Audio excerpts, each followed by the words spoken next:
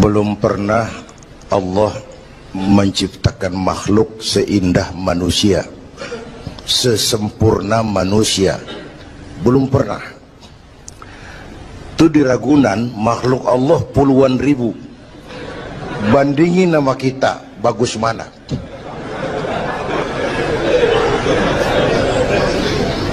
Ada makhluk Tuhan tuh yang disebut malaikat, diciptakan dari cahaya, imaterial, dan karena itu tidak perlu material. Malaikat diberikan akal tapi tidak diberikan nafsu. Kalau malaikat selalu benar, nggak istimewa. Kalau malaikat nggak pernah salah, wajar. Nggak ada yang bikin mereka salah. Material nggak perlu, seksual nggak perlu, sama duit budek, sama perempuan kagak open. Malaikat. Sebaliknya ada makhluk Allah yang namanya binatang, diberikan otak tapi tidak diberikan akal. Mereka hanya diberi nafsu. Sapi kalau dia ngelihat rumput, nggak usah nanya ini rumput halal apa haram, nggak usah. Ayam jago kalau sudah datang syahwatnya, nggak usah nengok ini banyak orang apa enggak, nggak usah. Dan itu wajar binatang. Nah yang ketiga kita manusia, makhluk paling komplek, diberi akal, diberi nafsu. Tiap hari sejak bangun tidur sampai tidur kembali terjadi pergolakan perjuangan antara bisikan akal dan nafsu. Kadang akal menang, kita naik jadi malaikat, cuman potongannya manusia. Kadang nafsu menang, kita turun lebih kayak binatang, bahkan lebih rendah daripada binatang, lebih buas daripada binatang. Buas-buasnya sapi, makanannya cuma rumput. Manusia kalau sudah buas itu aspal, kabel telepon, minumnya solar.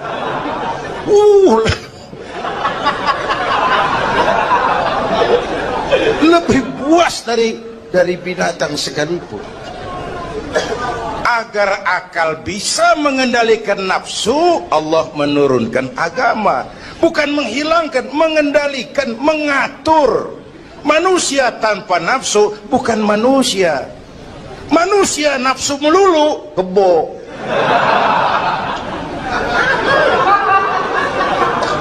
Islam nih, agama nih nggak ngilangin nafsu, ngatur supaya sesuatu pada tempatnya. Jangankan hidup berkehidupan, pakai kopiah saja mesti ada caranya tuh. Ya, ada cara ceramah ya gini, dagang miringin dikit, main gaple begini.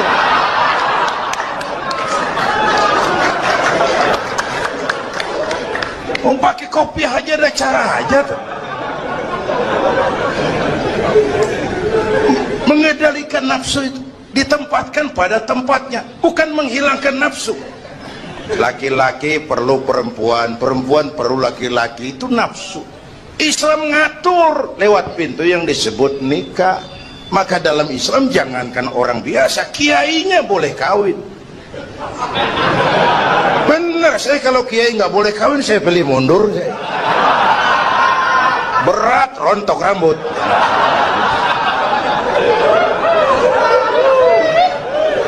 Ngatur.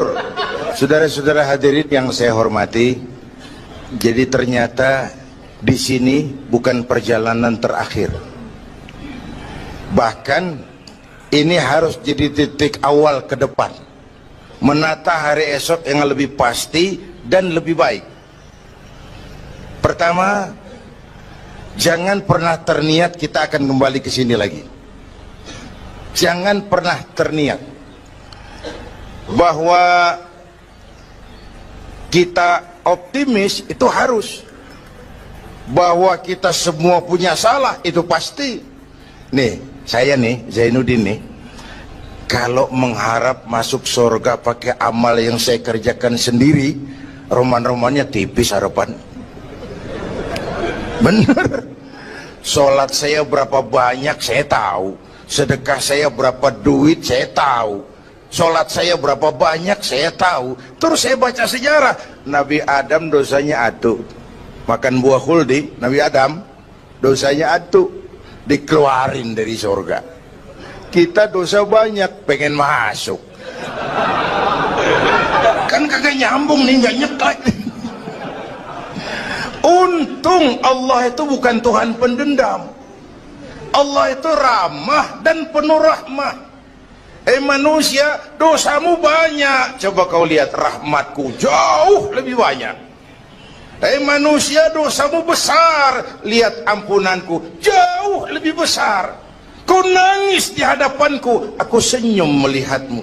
Kau berjalan menujuku, aku lari menyambutmu. Sini manusia, sini. Itu yang bikin kita optimis. Allah ramah dan penuh rahmah. Tuhan kita bukan Tuhan pendendam. Jangankan kita nih yang ada dalam Duratan apa Riyadhus Shalihin itu kan riwayat lama. Ada mbahnya bajingan, tengik lagi. Ini pernah membunuh 99 manusia, 99 orang dibunuh. Bayangin, satu hari datang hidayah, ada keinginan taubat kembali, berangkat dia cari ustadz mau menyatakan taubat. Yang ditemuin ustadz belum tapi matang, masih mengkel. Assalamualaikum ustadz. Salam. Kenapa ustadz, saya mau nanya, apa saya mau taubat, bisa nggak sih? Emang dosa ente apa? Saya pernah bunuh 99 orang ustadz. Oh, ente kelewatan amat. 99 mau gedean itu, susah taubatnya, susah. Enak aja 99 dibunuh, kurang ajar ente. Oh, niat namanya bajingan digituin naik darahnya. Sialan nih ustadz nih. Orang mau taubat kok ngomongnya nggak enak. Gue pikir daripada 99 dengan gue lempengin nih. Akhlakul karimah itu kriterianya itu langsung dari Allah. Jadi bukan manusia yang menentukan sesuatu itu baik, benar, salah. Itu hak prerogatif Allah. Nah, akhlak ini lebih lengkap, lebih sempurna daripada daripada adat misalnya. Anak muda yang lewat di depan orang tua membungkukkan badan, itu dianggap sudah cukup beradat, tapi belum tentu berakhlak. Niatnya apa dia bungkukin badan? Ngedek kaki-kaki udah bongkok. Tergantung niatnya itu. Secara adat dia sudah beradat, tapi belum tentu berakhlak, bergantung motivasinya. Oleh sebab itu dalam Islam, akhlak itu 3. Pertama, akhlak kepada Tuhan. Ini yang terpenting dan ini pondasi. Akhlak kepada Tuhan itu intinya 2. Jangan menyekutukannya dengan sesuatu pun, jangan menyembah kecuali hanya kepadanya. Itu. Berakhlak apa tidak kita kepada Tuhan, kelihatan dari 2 ini. Jangan menyekutukannya dengan sesuatu, jangan menyembah kecuali hanya kepadanya. Itu sumber nilai akhlak. Jangan menyekutukan Tuhan dengan terang-terangan atau remeng-remeng. Kadang-kadang kita terang-terangan, enggak, remeng-remeng kejebak. Gue entak pakai cincin ini nih, tuh, cincin dah. Gue entak pakai cincin ini nih. Jangan anak perawan, nenek-nenek lihat gue lemes. Nenek-nenek ya lemes. Nah, jangan menyembah kecuali hanya kepadanya. 1. Yang kedua, akhlak kepada sesama. Baik sesama muslim, non muslim, dan seterusnya. Yang ketiga, akhlak kepada lingkungan. Dia mau pohon ini kan kita harus berakhlak. Sama air kita harus berakhlak. Satu saat kampung saya banjir, saya ngomong sama engkong saya, "Kong banjir kong." Kata engkong saya, "Biarin, bukan salah air." Habis salah lo. Salah kita bagaimana? Lah lo tempat air lo tempatin. Yang punya tempat datang dia kagak ngerti, ini tempat gua di sini nggak beda lo. Banjir. Artinya apa? Di Jakarta ini kita nggak ngasih tempat buat air, pantas dong dia ngayap kemana-mana. Al-Quran mengajarkan, wa tilkal ayyamu nudawiluha bainan nas Hari itu kami putar di antara manusia. Tidak ada yang tetap. Segalanya pasti berubah. Sehingga para filosof bilang yang tetap adalah perubahan. Yang tetap adalah perubahan. Ada saat datang, ada saat pergi. Ada hari dilantik, ada saat menyerahkan jabatan. Ada saat berdiri, ada waktunya duduk. Semua datang dan pergi silih berganti. Dalam proses perubahan itu sering terjadi pergeseran nilai. Ya Bu? Apaan? Serius banget. Emang kudu serius. Dalam perubahan itu sering terjadi yang disebut pergeseran nilai. Sebab apa? Sebab Al-Quran sudah memberikan indikasi. Kalla innal insana la yatgha ar-ra'ahus taghna. Manusia sering lupa diri apabila melihat dia berada dalam posisi yang mapan. Baik kemapanan itu karena kemampuan intelektual, karena kekuatan materi, atau karena faktor kekuasaan. Dikala itu orang sering lentur dan luntur, mengalami proses degradasi. Banyak orang tadinya dengan lantang teriak berantas korupsi, ganyang korupsi, cuma karena belum dapat kesempatan. Begitu dapat kesempatan, korupsinya lebih gila dari yang diteriakin. Ada nggak yang model begitu? Di luar negeri. Di luar negeri, luarnya lagi malah.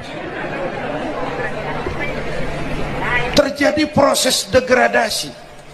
Makanya saya sih ngarepin ini menteri-menteri kabinet baru kayak yang kemarin dilantik, DPR baru, saya ngarepin waktu dilantik tuh baca doanya nawaitu sauma godin.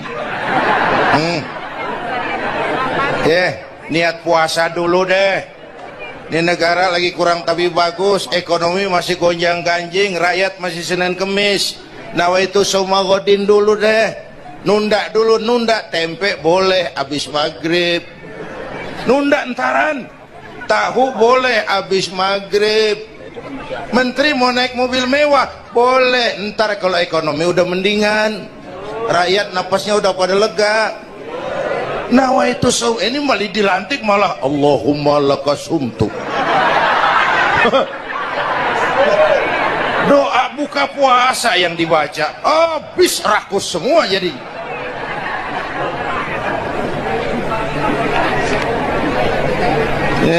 Dengerin ngikutin senturi ya. Ban bingung kita. Siapa yang nanggung jawab ini? Yang jawab banyak banget, yang nanggung kagak ada. Bener nih. Yang jawab semua jawab pakai jurus bekelit. Yang nanggung kagak ada. Nih ujung-ujungnya saya khawatir kayak lagu Bengawan Solo. Akhirnya ke laut. Kalau udah ke laut udah kagak ada yang ngurusin, udah ribet urusan.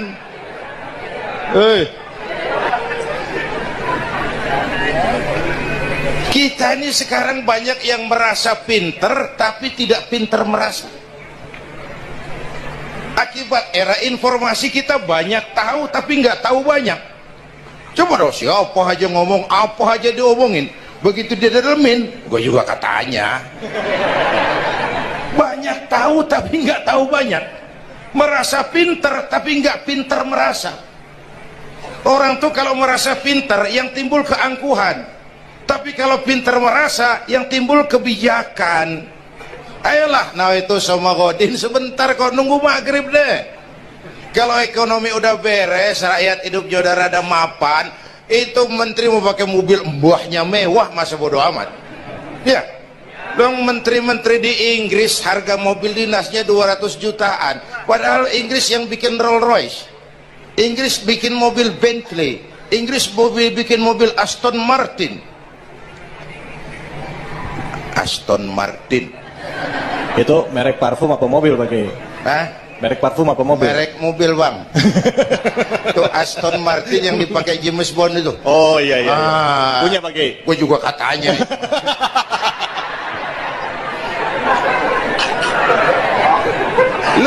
mobil menterinya harga 200 jutaan. Menteri-menteri Malaysia pakai mobil Proton Saga, produknya sendiri. Kita 1,3 miliar. Mudah-mudahan mobil dinas baru ini bisa meningkatkan kinerja saya, kata seorang menteri. Dodol. Apa hubungannya mobil mewah sama kinerja? Apa hubungannya mobil mewah sama kinerja? Kalau memang mental bajai, biar naik Mercy juga selandang-selandang nggak karu-karuan. Mental. Dan ini saya mau bicara, kita perlu stabilitas temperatur batin atas terjadinya perubahan yang membawa pergeseran nilai. Kita harus kayak ikan di laut. Ibu tahu ikan di laut? Tahu? Itu katanya ikan di laut udah Kristen semua. Sebab yang paling gedenya paus.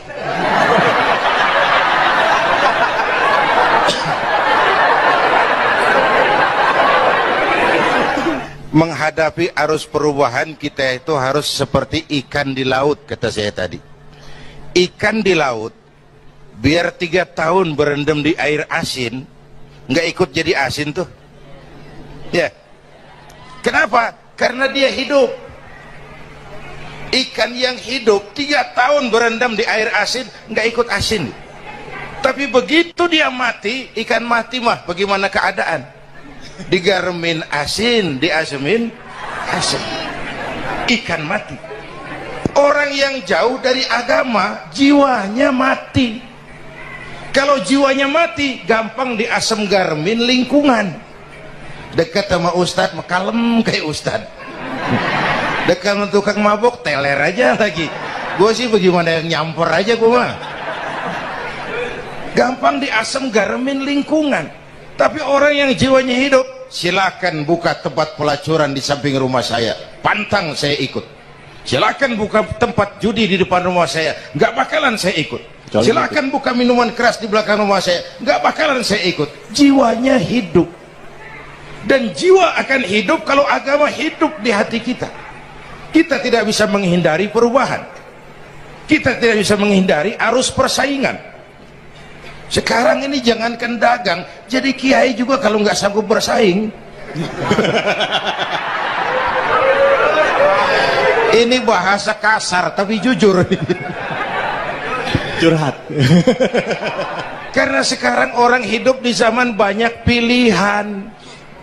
Pergeseran nilai pas. Alif bawah e alif dapan o a e o mim da semata dalapan talam dapan lo mata lo. Berasa. Nah, begitu masuk listrik, rumah pada terang, terjadi pergeseran nilai. Apa yang kita lihat? Televisi main gede-gedean. Ya, ya, ngaku lu ngaku.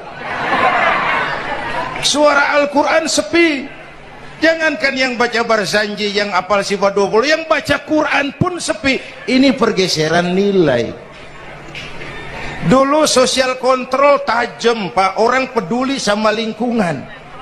Dulu, sekarang lu gue. Ya. Ya. Dulu kalau ada anak gadis hamil di luar nikah, aib, malu selebar kampung. Sekarang makanan hari-hari. Benar-benar nih.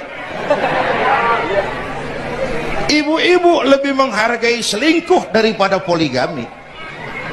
Ayo ngaku. Yang bapaknya senyumnya lebar banget nih Pak.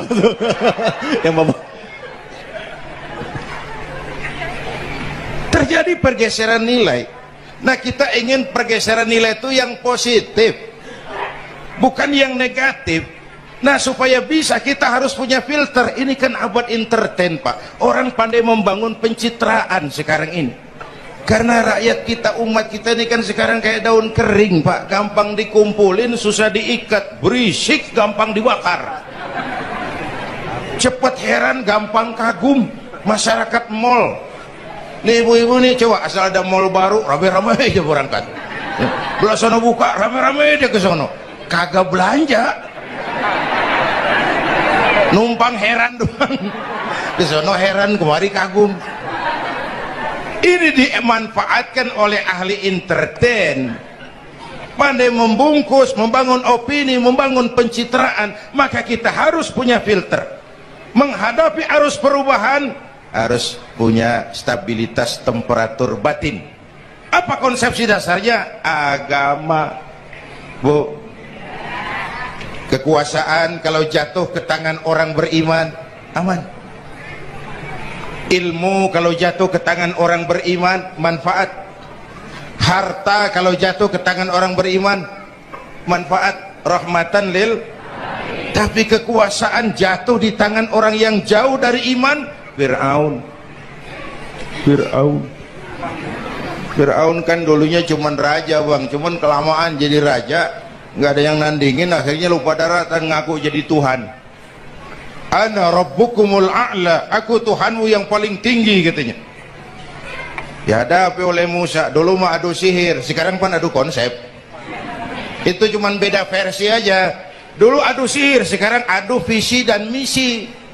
Polanya sama. Begitu orang tuh dikenal dari visi dan misinya. Akhirnya Fir'aun mengangkat diri jadi Tuhan, ditenggelamkan di Laut Merah. Begitu udah cengap-cengap napas sampai tenggorokan, baru amantu bi Rabbi Musa wa Harun. Aduh, kalau begini saya juga percaya sama Tuhannya Musa. Udah mau mati, walaikal maut, gemes banget, dikedukin lumpur, dijubulin, mampus loh. Kemarin kemana udah gini hari baru beriman. Kekayaan kalau jatuh di tangan orang yang jauh dari iman, yang muncul korun, lupa diri, lupa daratan, masuk dalam kategori kalla innal insana la yatgha ar-ra'ahus taghna. Maka dalam pada itu kita bersyukur Majelis Ulama memberikan fatwa yang berkenaan dengan perubahan-perubahan yang terjadi di tengah-tengah kita, supaya kita ini punya pagar, supaya kita punya benteng ada yang kita pegang. Dan yang memberikan fatwa juga Majelis Ulama, bukan seorang tuh, majelis, lalu terdiri dari berbagai macam proses pertimbangan. Nggak sembari ngelamun di bawah pohon jambu tuh nyusun fatwa tuh. Saya perlu sampaikan ini sebab orang kan harus hati-hati. Memang ada hadis, barang siapa yang berijtihad lalu ijtihadnya benar dapat 2 pahala. Kalau ijtihadnya salah dia dapat 1 pahala. Man ijtahada, man di sini bukan lil itlaq, bukan siapa saja. Barang siapa lalu siapa saja, nggak beres urusan. Barang siapa yang memenuhi persyaratan untuk berijtihad, lalu dia berijtihad, itu yang kalau salah dapat 2, kalau salah dapat 1, kalau benar dapat 2. Jadi manijtama'a fihi syurutul ijtihad, bukan man lil itlaq, lalu siapa saja boleh berijtihad, lalu lahir fatwa yang aneh-aneh. Tetapi sungguh pun demikian, fatwa Majelis Ulama itu tidak bersifat mengikat. Ini yang bijaksananya. Tuh, dalam Al-Quran, Pak, Bu, balik lagi ke ceramah nih. Dalam Al-Quran Allah itu maha bijaksana. Kapan? Coba. Kalau surga disediakan untuk orang yang tidak punya dosa, sepi surga. Ya. Nih, ayo jujur nih. Ada nggak yang kagak punya dosa di sini? Nggak ada. Untung Allah bilang apa? Wa amma man sakulat mawazinuhu fahuwa fi 'isyatir radiyah. Orang yang timbangan kebaikannya lebih berat dari timbangan La ilaha illallah, bahwa tidak ada Tuhan yang perlu disembah selain daripada Allah Subhanahu wa ta'ala. Ini hakikatnya merupakan inti daripada ajaran rasul-rasul terdahulu. Kenapa? Seluruh rasul bersumber dari satu sumber yang sama, yaitu dari Allah Subhanahu wa ta'ala.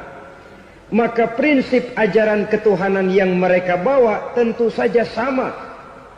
Nabi Adam mengajarkan la ilaha illallah, Nabi Nuh mengajarkan la ilaha illallah, cuma tentu sambungannya Nuh Rasulullah. Nabi Ibrahim mengajarkan la ilaha illallah, Ibrahim Rasulullah. Nabi Musa mengajarkan la ilaha illallah, Musa Rasulullah. Bahkan Nabi Isa mengajarkan la ilaha illallah, Isa Rasulullah. Dan Nabi Muhammad mengajarkan la ilaha illallah, Muhammadur Rasulullah. Akhlak manusia kepada Allah dengan menanamkan tauhid. Jadi kalau ingin berakhlak yang benar kepada Allah, jaga tauhid, pegang teguh akidah. Saudara-saudara kaum muslimin rahimakumullah. Lawan daripada tauhid adalah kufur. Kufur bisa dua. Bisa kufur iman, bisa kufur nikmat. Kufur itu sifatnya, kafir itu orangnya. Ada orang kufur iman, dan ini merusak akhlak kepada Allah Subhanahu wa ta'ala. Kufur iman itu kadang-kadang bentuknya syirik, orangnya disebut musyrik. Kufur iman itu kadang-kadang bentuknya nifak, orangnya disebut munafik. Kufur iman itu kadang-kadang bentuknya riddah, orangnya disebut murtad. Ini merupakan jenis daripada kufur-kufur iman dan tergelincirnya manusia daripada akhlak kepada Allah Subhanahu wa ta'ala. Benar, di zaman sekarang kita tidak menyembah berhala. Memang di zaman sekarang kita tidak menyembah patung. Iya, kita tidak berkeyakinan Tuhan lebih dari satu. Tapi kadang-kadang akhlak kita kepada Allah sering lentur dan luntur, sering bergoyang dan tergoncang, sering kena erosi dan polusi. Bahwa kita tidak menyembah Latta, Uzza, Manat dan Hubal seperti masyarakat jahiliyah dahulu, memang. Tapi Latta zaman sekarang, Uzza zaman sekarang, Manat dan Hubal di zaman sekarang, berhala-berhala di abad kita sekarang ini, kadang-kadang bernama harta, kadang-kadang bernama wanita, kadang-kadang bernama tahta, mungkin juga bernama Toyota. Sesuatu yang lebih kita agungkan daripada Allah, menjelmalah dia menjadi berhala-berhala di zaman kita sekarang ini. Manakala kita di kantor sudah lebih takut kepada kepala bagian kita daripada kepada Allah, maka Tuhan kita barangkali adalah kepala bagian kita. Manakala kita sudah lebih takut kepada manusia daripada kepada Allah, bergeserlah akhlak kita kepada Allah, mengagungkan manusia dan menomorduakan Allah. Maka di zaman sekarang akhlak kita kepada Allah sering kena erosi, sering kena polusi. Mungkin karena sulitnya lapangan kerja, tingginya tensi ekonomi, persaingan hidup yang makin tajam, sulitnya mencari lapangan kerja, orang kadang-kadang nekat, sedikit pertimbangan, picik pandangan, mudah melakukan potong kompas, sehingga terjadilah perbuatan-perbuatan yang memelencengkan akhlak kita kepada Allah Subhanahu wa ta'ala. Kadang-kadang terjebak mempercayai selain daripada Allah. Kadang-kadang terjebak di dalam mengagungkan yang selain daripada Allah lebih dari yang seharusnya. Terkenalah akhlak kita kepada Allah, jaringan-jaringan erosi dan polusi. Kufur sebagai lawanan daripada tauhid merupakan sifat daripada orang yang tidak berakhlak kepada Allah. Bentuknya pertama bisa syirik. Syirik itu artinya meyakini ada Tuhan lain selain daripada Allah. Itu yang namanya syirik. Jadi percaya Tuhan ada, cuman Tuhannya kelebihan. Itu yang disebut syirik, dan itu merupakan cerminan dari akhlak yang rusak kepada Allah Subhanahu wa ta'ala. Berkeyakinan Tuhan lebih dari satu, berkeyakinan bahwa Tuhan itu beranak atau diperanakkan, atau mengagungkan sesuatu sama dengan Allah, atau menjadikan yang selain Allah sebagai tujuan akhir daripada perjalanan kehidupan ini, maka itu sudah terjebak kita dalam musyrik. Dan syirik satu dosa yang tidak berampun. Bahasa kasarnya, yang namanya syirik itu jenis bapak moyangnya dosa. Saudara-saudara, sebab itu saya pesan, kalau memang terpaksa, biasanya yang tinggal di kota-kota besar itu kalau tidak kepengen dosa kan susah. Kalau terpaksa harus bikin dosa, cari yang kecil-kecil saja. Yang kira-kira taubatnya gampang, umpamanya pulang sholat Jumat nukar sendal, umpama, yaitu jelas dosa. Tapi dosa yang taubatnya agak mudah. Jangan sampai terjebak ke dalam syirik, menyekutukan Allah. Kalau sudah menyekutukan Allah, Allah dimadu, murka benar Allah kepada kita. Innallaha la yaghfiru ayyushraka bih wa yaghfiru ma duna dzalika liman yasha. Allah tidak akan memberi ampun kepada orang yang menyekutukannya dengan sesuatu, tapi Allah mau mengampunkan dosa yang selain itu bagi orang yang dikehendakinya. Jadi orang-orang yang sudah terjebak syirik, menyekutukan Allah, meyakini ada Tuhan lain selain daripada Allah, meyakini Tuhan beranak atau diperanakkan, bagaimanapun baiknya mereka di dunia, bagaimanapun sosial jiwanya, bagaimanapun pemurah tangannya memberikan santunan dan pertolongan kepada orang lain, kalau sudah syirik, seluruh nilai kebaikannya akan tidak ada gunanya lagi. Karena tidak ada tempat nilai kebaikan itu bergantung. Sedangkan kita berbuat baik agar diterima oleh Allah. Kalau Allahnya marah kepada kita, siapa yang akan menerima nilai kebaikan itu sendiri? Ini bentuk yang pertama. Yang nyata-nyata menyembah berhala, syirik. Yang nyata-nyata beriktikad Tuhan lebih dari satu, syirik.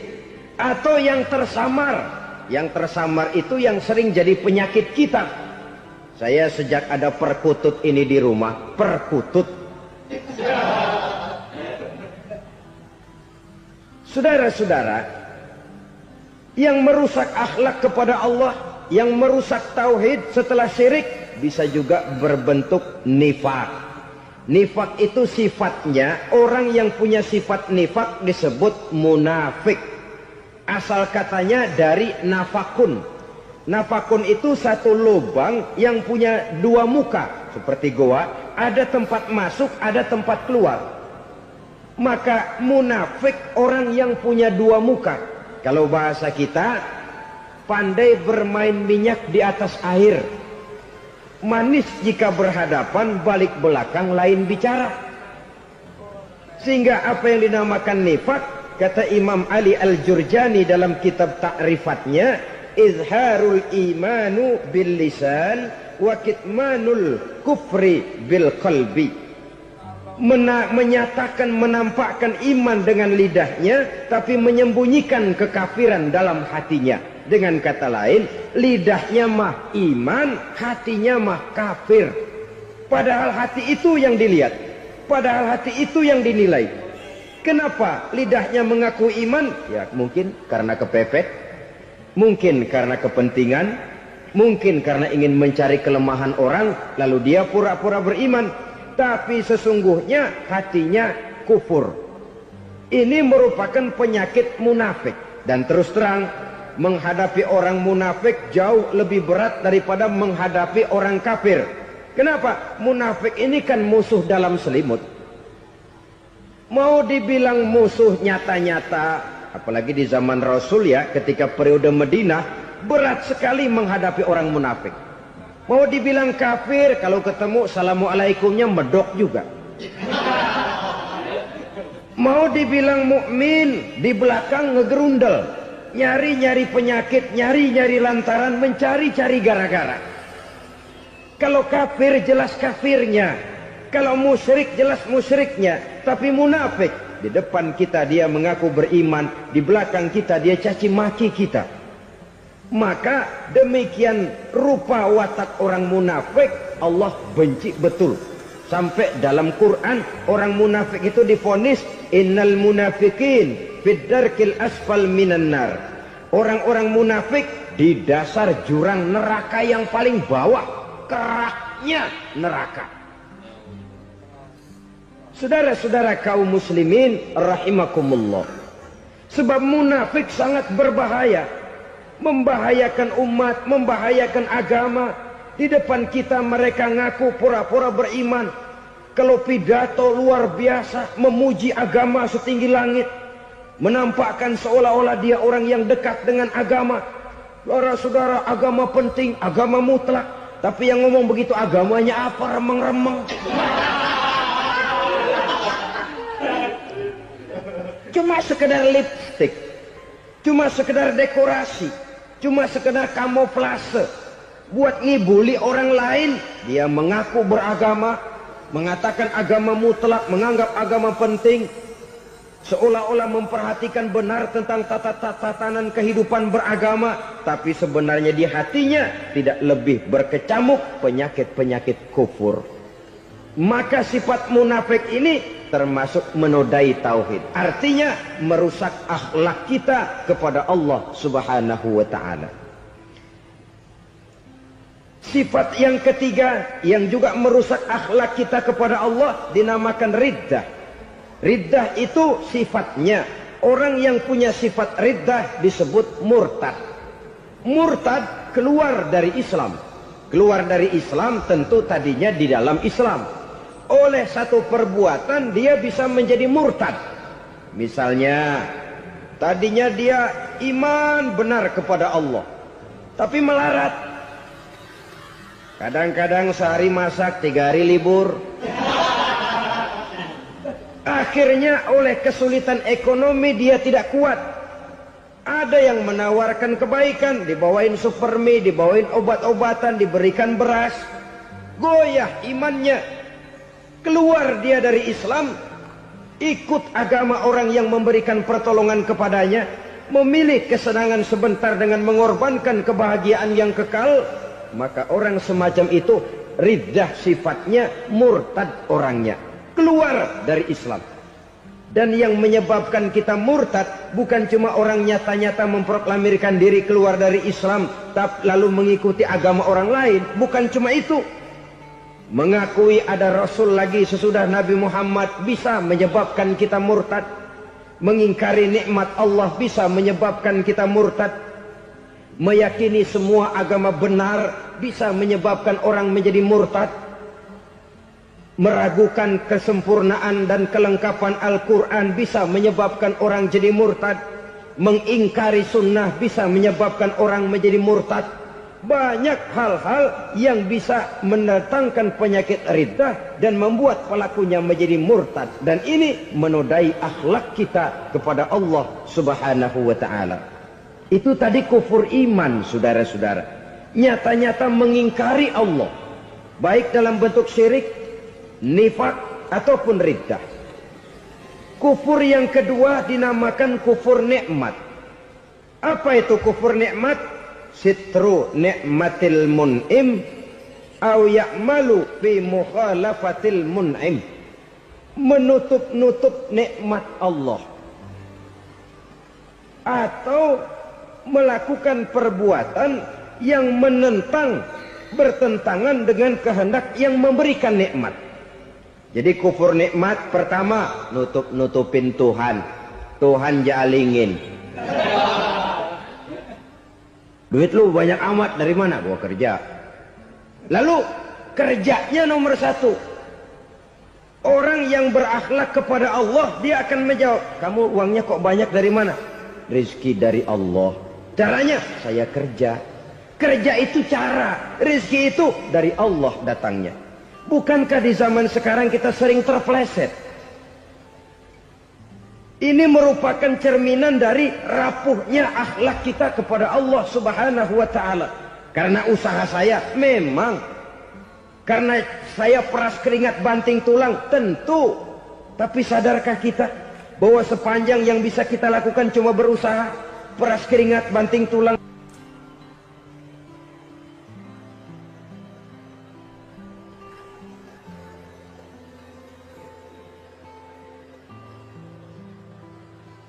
Soal rizki, soal jodoh, soal maut. Kitakah yang mengatur? Kitakah yang menentukan? Subhanallah. Manusia sungguh tidak berdaya menghadapi 3 hal paling pokok ini. Rezeki, kita cuma bekerja. Kitakah yang menentukan? Tidak. Kita berusaha saja, rezeki belum pasti dapat. Apalagi kalau kita tidak berusaha. Jangan terjebak dalam fatalisme. Belum perang udah nyerah. Emang dasar rezeki datangnya dari Tuhan, gak usah kerja, dan ntar juga kalau dia datang. Dari mana datangnya? Kerja saja belum tentu dapat rezeki, apalagi kalau tidak kerja. Yang jelas usaha perlu kepastian, itu urusan Allah. Ini akhlak kepada Allah Subhanahu wa ta'ala. Jodoh juga begitu. Kita berusaha, kita berupaya, Allah menghendaki lain jadinya. Maut juga begitu. Siapa sih yang pengen ngadepi maut? Siapa sih yang pengen mati? Siapa sih yang pengen ketemu malaikat Israel? Tidak seorang pun kalau ditanya. Kecuali mereka yang putus asa ya. Kalau otaknya masih normal, mau mati, mesti belakangan dulu udah dikit. Tapi yang satu itu saudara, kalau dia sudah datang, tenaga mana yang bisa menolak? Kalau dia sudah berkunjung, kekuatan mana yang bisa menghindar? Kalau dia sudah ingin bertemu, kemana kita bisa melarikan diri? Manusia sepanjang yang dia lakukan hanya berusaha, tapi kepastian, ketentuan dari Allah Subhanahu wa ta'ala. Orang yang kufur nikmat, nutupin Allah. Dia merasa rezekinya adalah mutlak peras keringatnya. Seolah-olah Allah nggak punya peranan apa-apa di situ. Oh, ini kan saya bisa rumah begini karena saya kerja keras. Oh, ini mobil saya begini, saya kerja keras. Peras keringat, banting tulang, keras.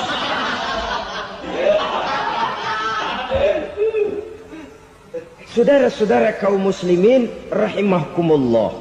Jadi menutup-nutupi Allah. Akibatnya nanti kalau dia berhasil, Allah ketutupan. Kalau dia gagal, orang lain dicaci maki, dicari kambing hitam. Yang kambing hitam kan mahal. Karena orang sering cari-cari kambing hitam.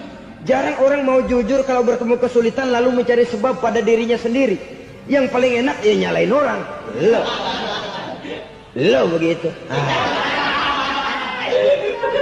Orang lain yang paling enak kita salahin. Au ya'malu fi mukhalafatil mun'im, atau dia melakukan sesuatu yang tidak sesuai dengan kehendak yang memberikannya nikmat. Diberikan kita tangan, mulut sih nggak berhenti, terima kasih Tuhan, alhamdulillah saya dikasih tangan. Cuma nih tangan enteng mat nabokin orang mulu.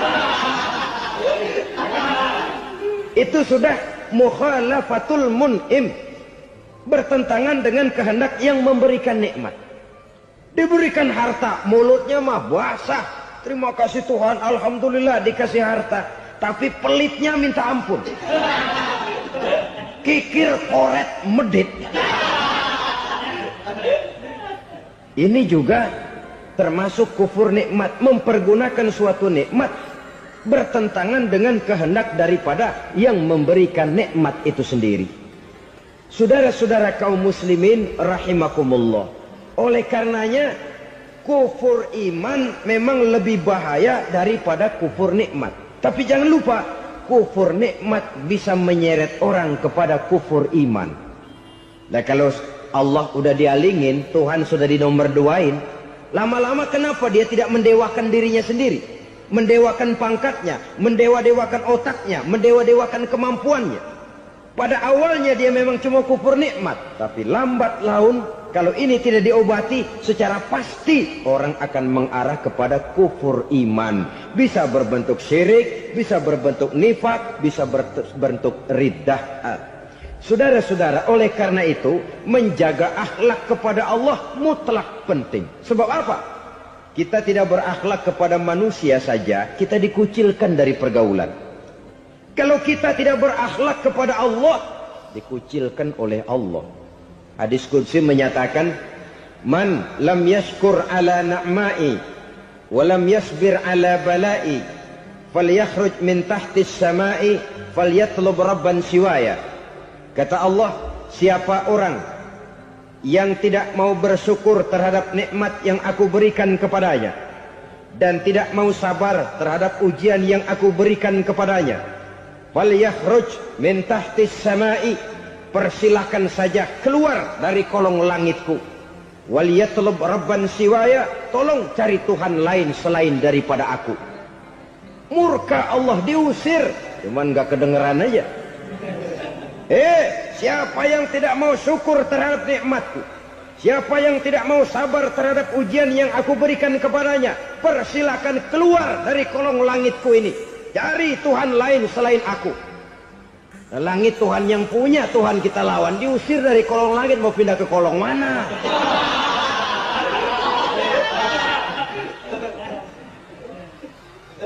Jadi jangan merasa kufur nikmat kan enteng. Iya, kelihatannya begitu, tidak sebahaya kufur iman. Tapi kufur nikmat ini merupakan anak tangga yang kalau kita sudah mulai naik, kita akan naik terus sampai kepada tingkat di mana kita mengalami kufur iman.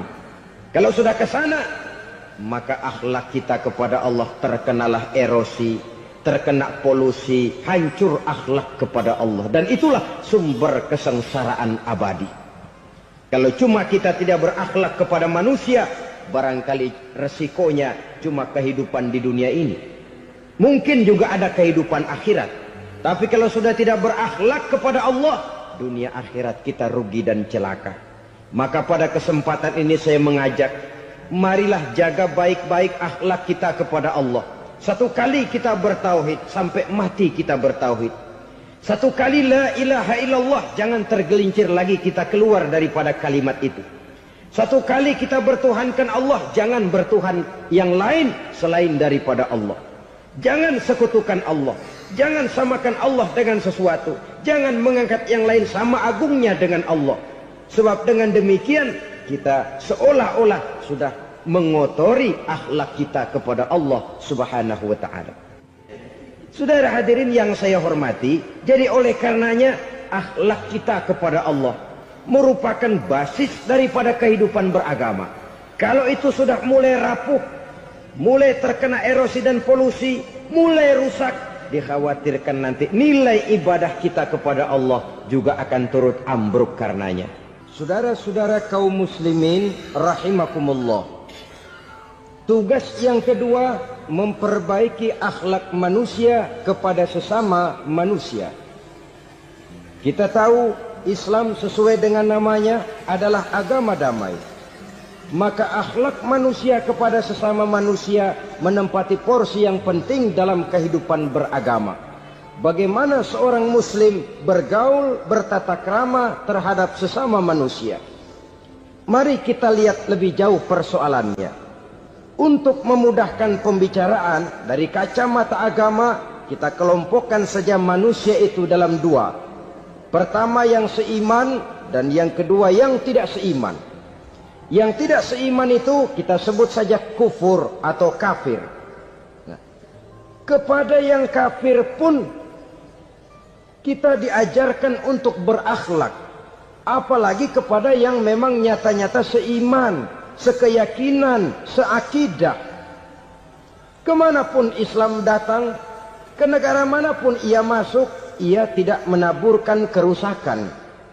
Jadi tidak benar kalau orang pernah itu menggambarkan, saking sentimennya seorang orientalis pernah menggambarkan Nabi Muhammad di tangan kirinya Quran, di tangan kanannya pedang. Menggambarkan seolah-olah Islam dikembangkan dengan kekerasan. Sebenarnya tidak sama sekali. Kalaupun dalam sejarah perkembangan Islam pernah terjadi perang, maka perang dalam Islam sesungguhnya, apabila kita amati sejarahnya, bukan untuk memaksakan agama. Karena memang agama tidak bisa dipaksakan. Tetapi justru untuk mempertahankan agama dari segala macam hambatan, rintangan, hinaan, dan fitnahan. Tapi kemanapun yang jelas Islam masuk, dia tidak pernah membuat kekacauan, kerusuhan, ataupun penghancuran. Candi Prambanan bahkan dipugar, Gereja-gereja tidak ada yang dihancurkan oleh umat Islam. Kenapa? Islam agama damai. Soal agama, soal lakum dinukum waliyadin. La ikraha fid din, qad tabayyana ar-rusdu minal ghayy. Tidak ada paksaan dalam beragama, sebab nyata yang benar dengan yang tidak benar. Belum pernah ada orang kafir masuk ke perkampungan orang Islam lalu dikejar-kejar, diteriakin kafir, kafir, sunatin.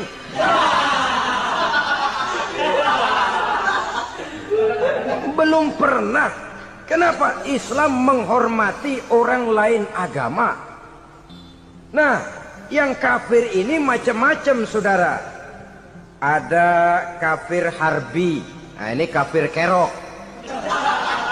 Ini kafir yang nyata-nyata memproklamirkan permusuhan kepada umat Islam. Nyata-nyata mengganggu ketenangan umat Islam. Kafir yang seperti ini yang boleh diperangi.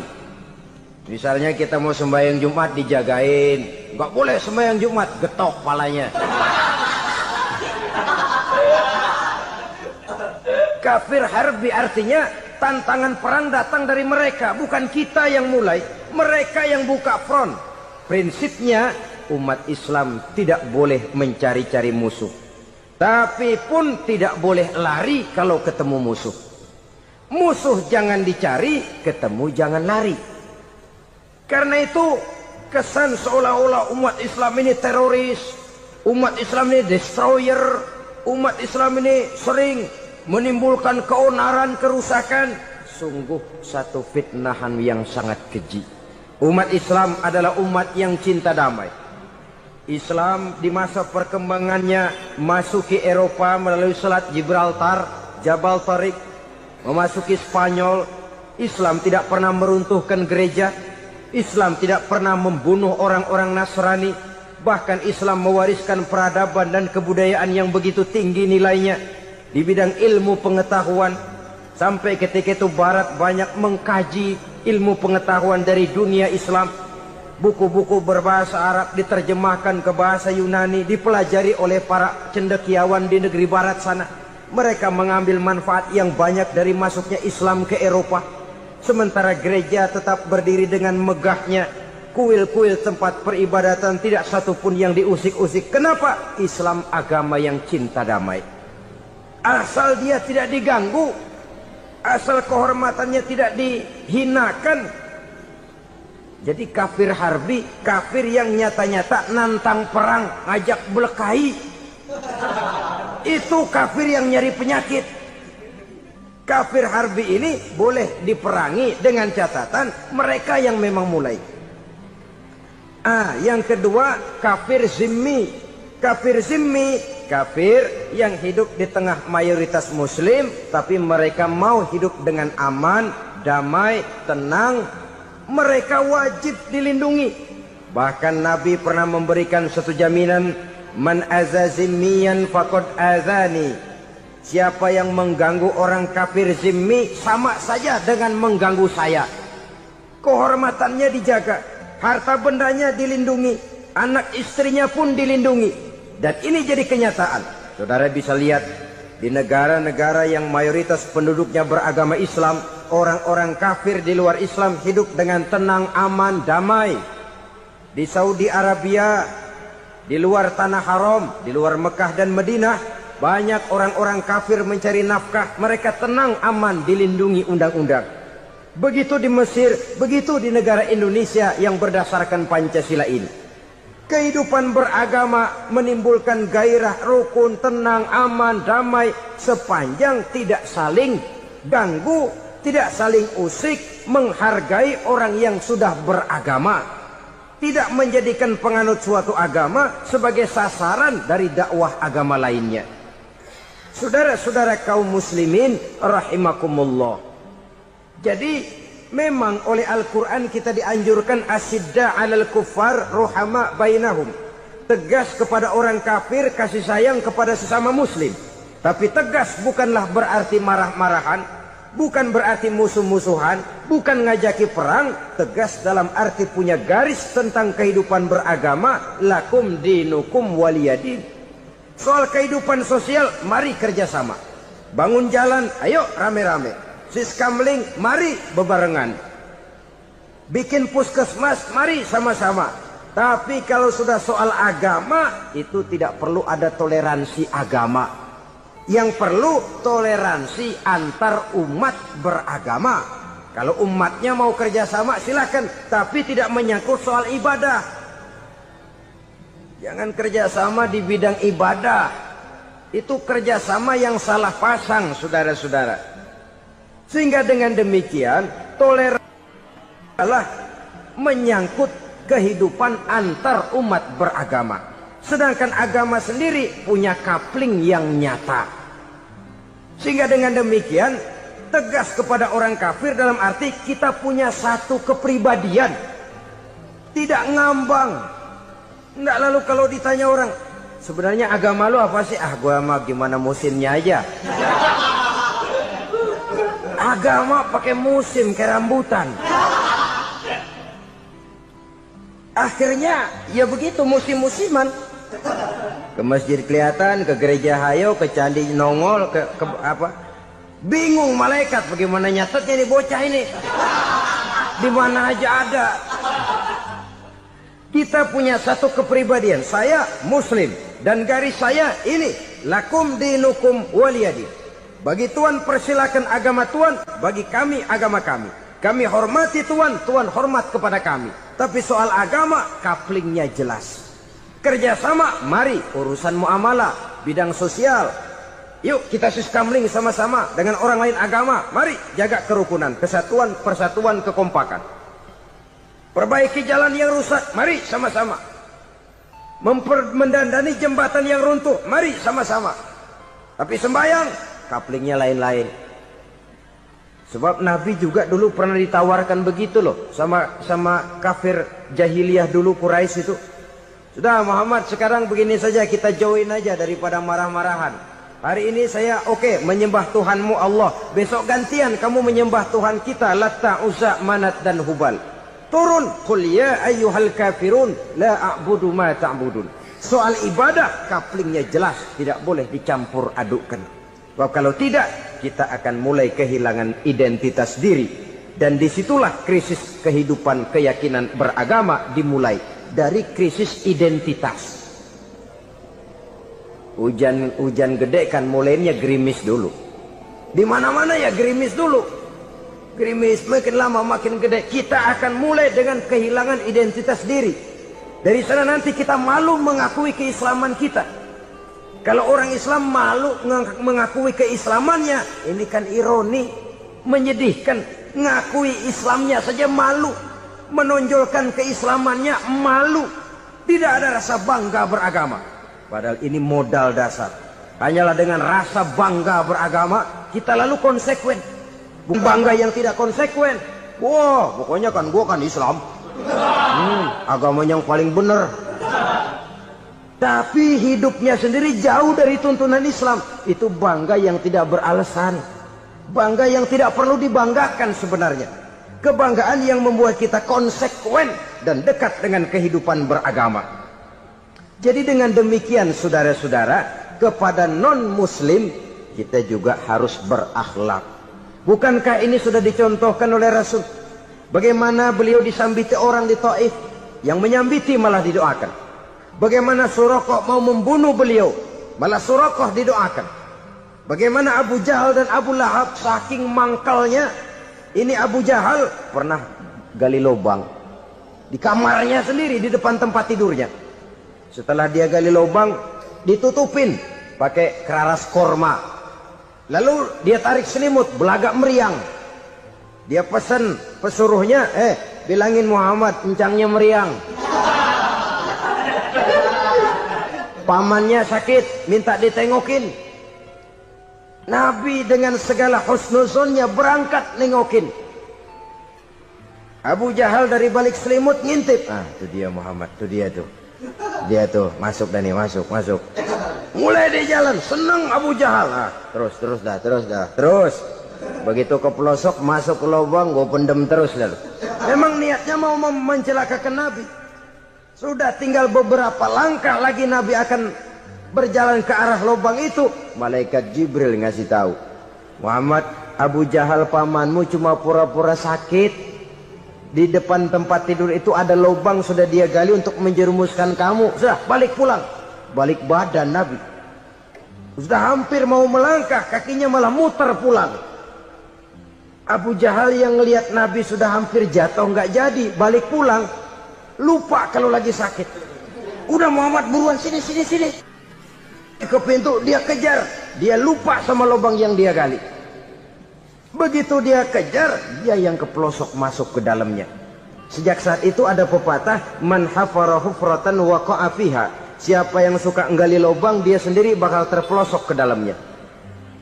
Jatuh dia ke lubang yang dia gali. Padahal ya paling banter 2 atau 3 meter paling dalam. Dari dalam lubang itu dia teriak-teriak, Muhammad, tolongin, pamanmu kecebur.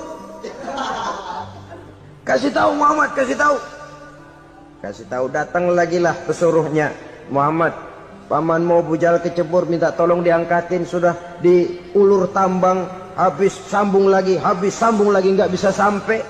Masa iya, cuma kamu yang bisa nolong. Apa yang dilakukan Nabi? Balik mau nolongin. Akhlak. Kita kalau ada orang gali lubang buat nyeburin kita, dia sendiri yang kecebur. Gorok gua kagak lemin loh. Mati sekalian dah. Nabi mah enggak, balik nolongin tuh Abu Jahal. Kenapa paman kecebur? Iya Muhammad, tolong, tambang udah diulur-ulur, sambung-sambung nggak sampai. Aduh kasihan paman, nih pegang tangan saya. Nabi cuma ulurin tangan, nyampe dipegang oleh Abu Jahal.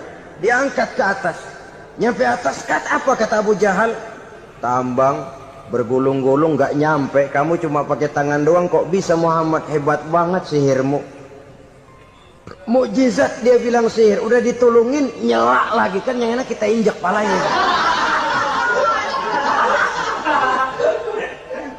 Orang dulu bilang wah katanya nolongin anjing kejepit, udah selesai ditolongin malah yang nolong digigit.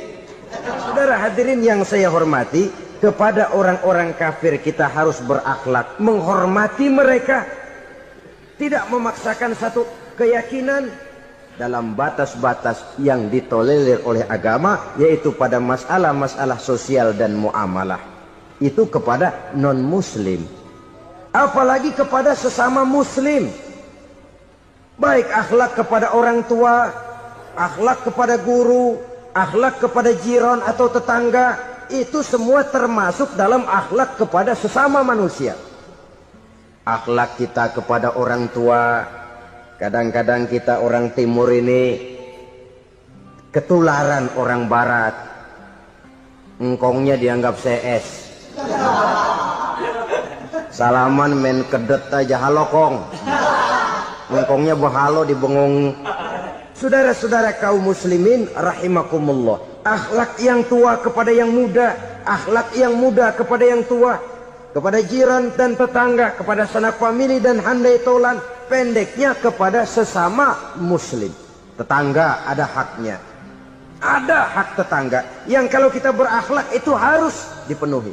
Contoh kecil, kalau saya beli radio, itu saya dong boleh berpikir, ini radio saya beli pakai uang saya setel di rumah saya, sekeras-kerasnya ada apa sama orang lain? Radio gua, yang beli gua pakai duit gua, gue setel di rumah gue, ada urusan apa sama orang lain? Itu kalau menurut saya. Tapi tetangga sebelah saya kan bisa juga ngomong begitu. Mata gue yang ngantuk, gue tidur di rumah gue, kenapa suara radio lu masuk kemari? Ketika itulah lalu kebebasan saya nyetel radio dibatasi oleh kebebasan tetangga saya yang mau tidur. Ini sudah akhlak namanya. Umpamanya lagi ada Nabi ajarkan, iza tobakhta maraqatan fa'akthir ma'aha wa ta'ahad jiranaka. Kalau kamu masak sayur, banyakin kuahnya, bagiin tetangga kamu. Bukan bagiannya itu yang jadi soal, tapi akhlak kepada tetangga. Udah tahu tetangganya kelaparan, diseksa, goreng ikan asin, se-RW baunya ngayap, kembang kempis orang nungguin. Saudara hadirin ma'asyiral muslimin rahimakumullah, Jadi dengan demikian, kalau sudah kembali kepada orang-orang yang nilai imannya sama dengan kita, apapun organisasinya, apapun baju yang mereka pakai, kaos yang mereka pakai, jaket yang mereka pakai, kalau sudah seakidah, seiman, jaga akhlak kita. Pendapat boleh berbeda, kaos boleh tidak sama, jaket boleh beraneka warna, bendera boleh beragam-ragam, tapi ukhuwah Islamiyah ini utamakan. Adalah lebih baik mencari persamaan dalam kehidupan dan bukan memperbesar perbedaan. Hanyalah dengan mengembangkan nilai-nilai akhlak semacam ini, toleransi tidak hanya diperlukan kepada yang non-muslim, kepada sesama muslim pun toleransi. Artinya apa? Jangan memponis amalan orang lain. Yang usoli, yang tidak usoli, berjalanlah menurut keyakinannya masing-masing. Jangan lalu memponis, itu namanya nggak toleransi. Kamu nggak pakai usoli ya? Enggak. Brengsek. Kamu pakai usoli ya? Iya. Bid'ah. Lah dua-duanya kagak yang bener. Kalau yang sembahyang kagak bener, bagaimana yang kagak sembahyang? Apa itu yang bener? Toleransi, setuju dengan perbedaan pendapat, jangan memponis amalan orang lain. Karena kita hanya beramal, hak menerima adalah Allah Subhanahu wa ta'ala. Jangan sebentar-bentar mencap bid'ah, dolalah, finnar, neraka. Kayaknya neraka kapling orang tuanya kali. Gampang bener masukin orang ke neraka. Kita kadang-kadang bisa toleransi dengan orang luar, tapi kepada sesama muslim toleransi tidak sanggup kita adakan. Mengklaim merasa kita yang benar, orang lain salah semua, itu tidak toleransi namanya.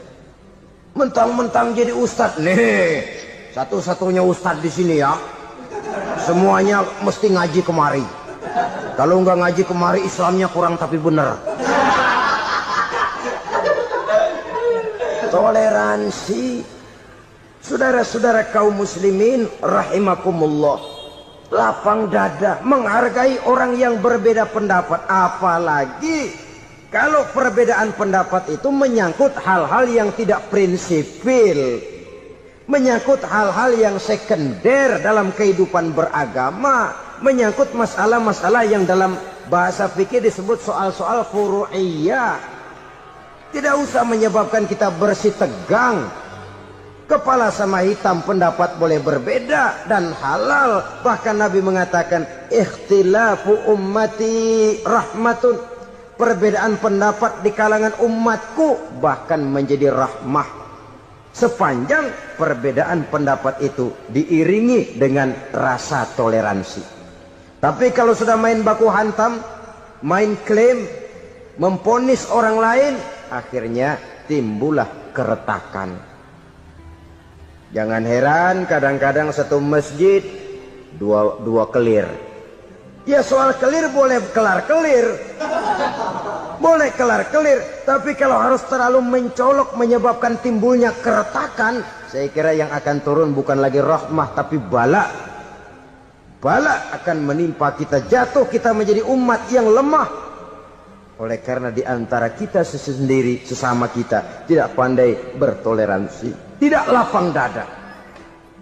Ada anak muda kelihatannya mau majuan dikit, yang tua curiga. Kalau dia maju pasaran gua bangkrut dong nih. Lalu ditekan tuh anak ditekan melejit. Kadang-kadang yang tua maksudnya baik, mau memelihara, yang muda salah terima. Kan tua kejemur.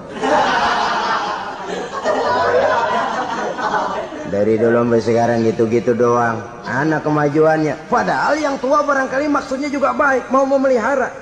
Sebenarnya kalau kita bisa mencoba mencari titik temu dengan alur komunikasi, tidak merasa diri yang paling benar, tapi toleransi, boyak menerima pendapat orang lain, setidaknya mau mendengar omongan orang. Yang susah kalau udah kena penyakit nggak mau ngerti omongan orang, nggak mau nerima pendapat orang. Kodok di kolong tempayan, cukeng kayu asem, asal ijo udah ijo aja ijo dah. Nggak ngerti omongan orang. Yang kayak begini yang orang jadi kesandung. Oleh karena itu saudara-saudara, alangkah nikmatnya kehidupan ini apabila kita menyadari kita ini ummatan wahidah, satu umat yang satu, yang diikat dengan akidah.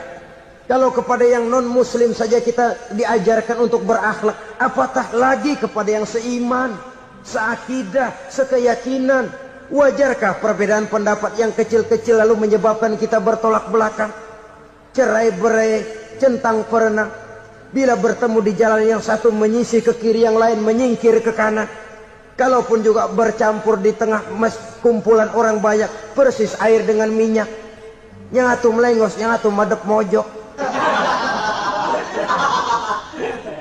Orang lain senyum, dia mau pada manyun. Saudara-saudara kaum muslimin rahimakumullah, realita ini walaupun tidak enak, pahit, tapi masih hidup di sebagian masyarakat kita. Ini yang perlu kita atasi. Soal toleransi kepada orang lain, sejarah sudah membuktikan. Mari kita jangan cuma bisa mengajak orang lain, umat lain untuk bertoleransi dengan kita, tapi kepada sesama kita. Toleransi ini perlu kita tegakkan, perlu kita bina. Terutama di dalam kita menuju bentuk ideal daripada konsep ukhuwah Islamiyah ini, yang memang selalu kita akan cari bentuk-bentuk idealnya sejalan dengan perkembangan situasi dan kondisi yang dihadapi oleh umat. Perbedaan organisasi, perbedaan kepentingan organisasi tidak seharusnya menyebabkan kita merasa meremehkan orang lain dan mengangkat diri, mengklaim diri sebagai yang ter. Jadi dengan demikian, apabila yang pertama tadi akhlak kepada Allah dinamakan hablum minallah, maka yang kedua ini merupakan hablum minan nas. Jikalau baik akhlak kita kepada Allah, baik akhlak kita kepada manusia, nikmat rasanya menjalani kehidupan. Kadang-kadang orang akhlaknya kepada manusia baik, tapi kepada Allah tidak baik. Hormat sama yang tua, menyayangi yang muda, sama tetangga rukun, tapi sama Tuhan nggak mau sujud. Ini baik kepada manusia, tapi tidak berakhlak kepada Allah. Atau sebaliknya, sujudnya sama Allah mah tekun, bener khusyuk, bahasanya juga fasih, luar biasa. Tapi sama manusia sombong, takabur, ujub, merasanya dia doang yang paling benar. Sebab iblis itu ya, itu kadang-kadang datang lewat hati, dan memang selalu markasnya di situ. Kalau dia tidak bisa menggoda kita dengan yang lain, dia tumbuhkan sifat ujub. Dia bisikin, wah memang di kampung ini yang paling banyak ibadahnya ente, yang lain mana, lihat tuh kerocok semua. Lalu di hati orang itu tertanam sifat iya ya. Nah, tatkala iya ya, dia sudah terkena serangan iblis. Akhirnya apa? Orang lain diremehin. Asalnya kagak mau sembahyang aja diajak salaman udah najis aja dah.